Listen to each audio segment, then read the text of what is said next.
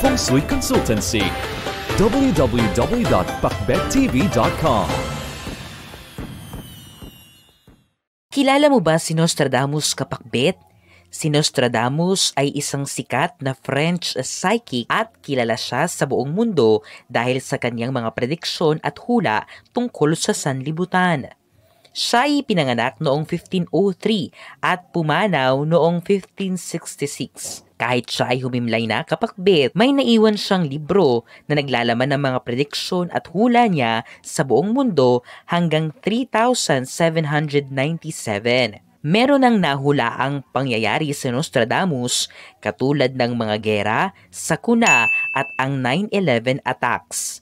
Ngunit ang tanong ngayon, Kapakbet, ano kaya ang prediksyon at hula ni Nostradamus sa 2024? Swerte ba o malas? Sabay-sabay nating alamin at wag sanang magkatotoo kung ito ay dagok at problema. Una, ang 2024 ay taon ng sakuna. Batay sa hula ni Nostradamus sa taon natin ngayong 2024, magiging madalas ang mga sakuna. Magkakaroon ng malakihang paglindol, may sasabog na bulkan at magiging madumi ang tubig ng mga tao. Ang mga pangyayaring ito, Kapakbet, ay magbubunga ng pagkagutom ng sanlibutan, pagbabago sa lipunan at gulo. Dagdag pa, kahit ang mga mayamang bansa ay makakaranas ng pagbaba ng kanilang yaman dahil sa mga sakunang mangyayari sa 2024. Hindi mawala ang mga baha. Nakikita rin na may away na namang magaganap sa pagitan ng mga bansa. Ikalawa, malalagay sa alanganin ang kalusugan ni Putin. Habang tinatahak natin ang year 2024, mga Kapakbet, malalagay sa alanganin ang kalusugan ni Vladimir Putin. Ayon sa hula ni Nostradamus para sa taong 2024. Batay din sa kanya, may isang malapit na tao at pinagkakatiwalaan ni Putin ang magsasamantala sa kanyang sakit. Itong tao na ito ay kukunin at susubukang agawin ang kapangyarihan ni Putin sa Russia. At dahil dito, magkakaroon ito ng malakihang epekto sa Russia at sa buong mundo. Ikatlo, may isang bansang maghahari sa buong mundo. Isa sa mga prediksyon ni Nostradamus sa 2024, mga Kapakbet, ay meron daw isang mahirap o hindi gaanong mayaman na bansa ang mangunguna at maghahari sa ekonomiya ng buong mundo. Ito ay magbibigay ng mga bagong sistema at ganap sa iba't ibang bansa. Maraming magugulat at mabibigla. Ito, mga Kapakbet, ay walang iba kundi ang bansang India. Ikaapat, magbabago ang takbo ng pera sa buong mundo. Sa 2024, napakalaki ng pagbabago pagdating sa takbo ng pera at ito ay kasama sa hula ni Nostradamus. Para sa nasabing taon, sinasabi niya na mawawala na ang makalumang pamamaraan ng pagpapatakbo ng pera at ito ay mapalitan ng mas mabilis at bagong anyo na tinatawag niyang new form of wealth. Napakalaki ng pag-usad at pag-unlad ng mga digital currencies sa 2024, mga Kapakbet. We have crossed one more milestone. It's only the beginning. Visit our new store, Kapakbet. Unit 1004 Cityland Shaw Tower, corner St. Francis, Shaw Boulevard, Mandaluyong City.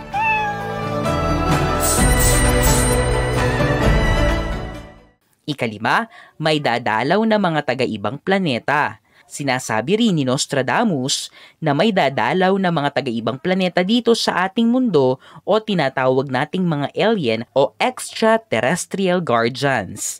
Sila ay magbibigay ng mensahe sa atin at ito ay isang babala na kapag ipinagpatuloy ba natin ang gulo sa loob ng ating daigdig, masisira at sasabog ang ating mundo. Kapakbet, sa katapusan ng 2024, magkakaroon ng kasunduan at kapayapaan sa pagitan natin at sa kanila.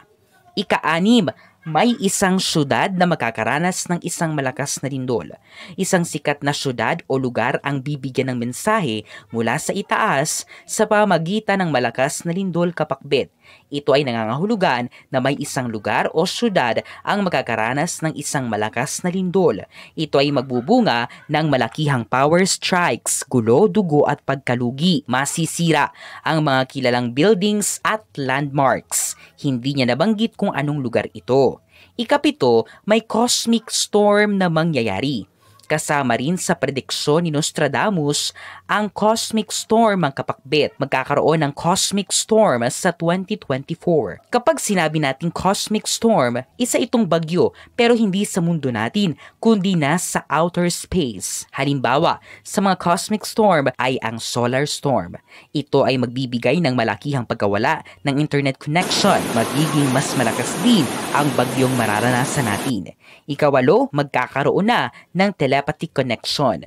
At ang panghuli, mga kapakbet, ay ang pagkakaroon ng telepathic connection. Magiging successful na ang telepathy invention sa 2024 at ito ay ilalabas globally. Hindi na magsasalita ang mga tao, hindi na magsusulat ang mga tao. Ang kailangan lang nilang gawin ay bigkasin ang kanilang mga sasabihin gamit lang ang kanilang mga isip at mababasa at maiintindihan na ito ng kanilang kausap.